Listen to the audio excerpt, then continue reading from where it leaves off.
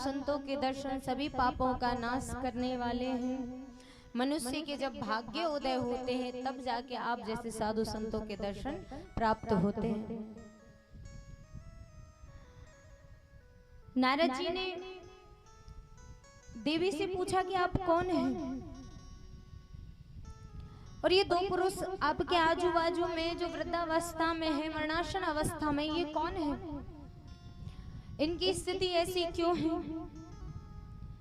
ये जो कमल नयनी देवियां हैं जो आपको निरंतर पंखा झुला रही हैं, हवा कर रही हैं, ये कौन है? अपना परिचय दीजिए।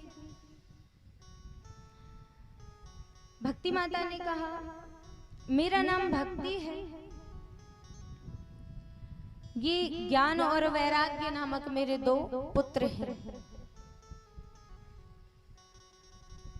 कौन है महाराज? ज्ञान और वैराग्य नामक मेरे दोनों पुत्र हैं। समय के फेर से ये दोनों जर्जर हो गए, इनकी ऐसी स्थिति हो गई है। ये देवियां गंगा यमुना आदि नदियां हैं जो पंखा झुला रही हैं महाराज।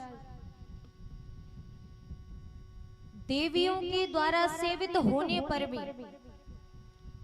महान महान देवियां उनको पंखा झुला रही हैं, लेकिन उनके द्वारा सेवा प्राप्त करने पर भी इनकी अवस्था ठीक नहीं हो रही।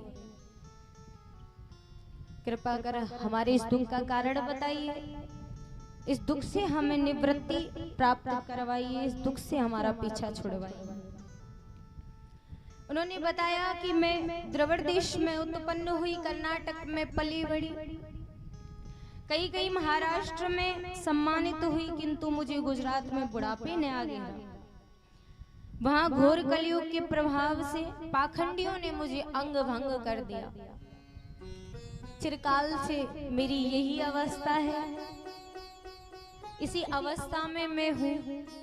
लेकिन जब से मैं वृंदावन आई हूँ, वृंदावन पुनः प्राप्य, जब से मैं वृंदावन आई हूँ तब से मेरी अवस्था तो ठीक हो गई है, लेकिन मेरे पुत्रों की अवस्था में कोई परिवर्तन नहीं है। उन्होंने बताया